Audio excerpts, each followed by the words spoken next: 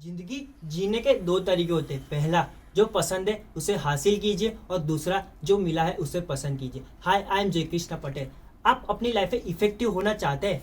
मेरे को पता है हर एक आदमी अपनी लाइफ में इफेक्टिव होना चाहते हैं। मैं भी मेरी लाइफ में इफेक्टिव होना चाहता हूँ। पर इफेक्टिव पर्सन कैसे होते हैं? जिनसे हम इन्फ्लुएंस होते हैं, जिनसे हम हमारी लाइफ में एक बार मिलना चाहते हैं और पूछना चाहते हैं कि आप अपनी लाइफ कैसे मैनेज करते हैं। और इफेक्टिव पर्सन जैसे कि Mahatma Gandhi, Nelson Mandela, Abraham Lincoln, Sardar Patel और आज के ज़माने में मार्क जुकरबर्ग, स्टीव जॉब्स, ऐसे बहुत सारे ऐसे इफेक्टिव लोग हैं। पर ये इफेक्टिव वर्ड के पीछे मेरे को सर्च करते करते एक बुक मिली जिसका नाम है 7 habits of highly effective people. ये बुक के ऑथर का नाम है स्टीफन कवी। स्टीफन कवी बहुत बड़े मोटिवेशनल स्पीकर थे, पर इन्होंने ये बुक लिखी और जिसका नाम है 7 habits of highly effective people. ये बुक के पीछे उन्होंने 1 साल तक रिसर्च किया। और रिसर्च किससे किया? बड़े बड़े लोगों से, जिनसे जो इफेक्टिव उनको मिलती थी, जो कॉमन इफेक्ट उनसे मिलती थी, वो ये बुक में लिखते जाते थे। और उन्होंने जो कॉमन इफेक्ट पाई वो 7 हैबिट्स थी। वो 7 हैबिट्स मैं आपको हर एक वीडियो में अलग अलग करके बताऊंगा।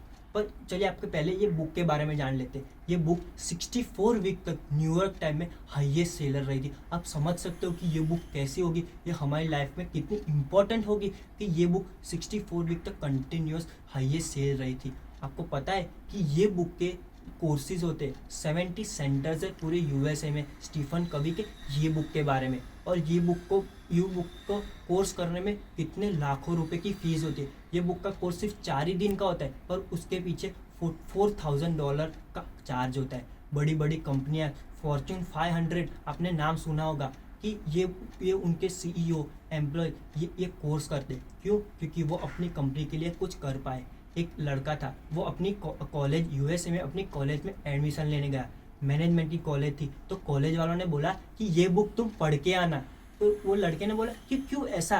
तो उन्होंने बोला कि जो तुम पढ़ने वालो ये सब सारा ये बुक में लिखा गया है। तो आप समझ सकते हो कि ये बुक कितनी इंपॉर्टेंट हुई। पर ये बुक के पहले स्टीफन कवी ने एक प्रिंसिपल ऑफ पैराडाइम शिफ्ट के बारे में कहा है। इसका हिंदी वर्ड है दृष्टिकोण। इसमें एक स्टोरी लिखी गई है। स्टोरी, एक लेडी अपने फ्लाइट का वेट कर रही थी और वेट करते टाइम उसने सोचा कि चल मैं कुछ नाश्ता कर लेती हूँ। तो वो काउंटर पे गई और काउंटर पे से कॉफ़ी और बिस्किट लेके आई और वो बैठी। तब उसके बाजू में भी एक लड़का बैठा था। तब वो लेडी ने अपना बिस्किट का पैकेट रखा। तब वो लड़का भी उसमें से उठा रहा था और लेडी भी। तो लेडी सोच में पड़ गई कि यार ये मेरे को पूछे बिना उठा रहा है, इसको कुछ शर्म है कि नहीं।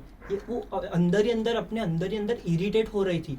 तब वो लड़के ने लिया, फिर वो बाजू वाले लड़के ने भी लिया, फिर आखिर में एक बिस्किट बचा। तो वो लड़के ने क्या किया, वो उठा लिया, आधा बिस्किट करके एक वो लेडी को दे दिया और एक आधा बिस्किट वो अपने पास लेके चला गया। तो लेडी बहुत इरिटेट हो गई और सोचने लगी यार ये कैसा आदमी है, मेरे को मेरा बिस्किट का पैकेट भी खाया और मेरे को थैंक यू बोले बिना चला गया।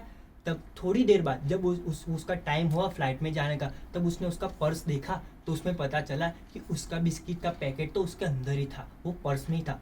तब लेडी ने सोचा यार मैंने आदमी को कितना भला बुरा कहा, जबकि बुरी तो मैं हूँ पर बुरा मैंने उसको कहा। इसका मतलब कि नज़रिया हमारा बदल गया, हमारा दृष्टिकोण चेंज होगा। हम पहले किसी को बुरा बोलते पर उसमें हमको ये देखना पड़ता है कि हम बुरे हैं या वो बुरे हैं।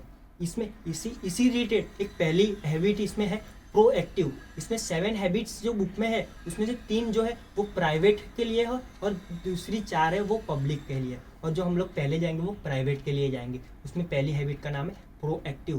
प्रोएक्टिव लोग कैसे होते हैं? वो उनके आसपास जो भी होता है वो उससे कोई उनको फ़र्क नहीं होता।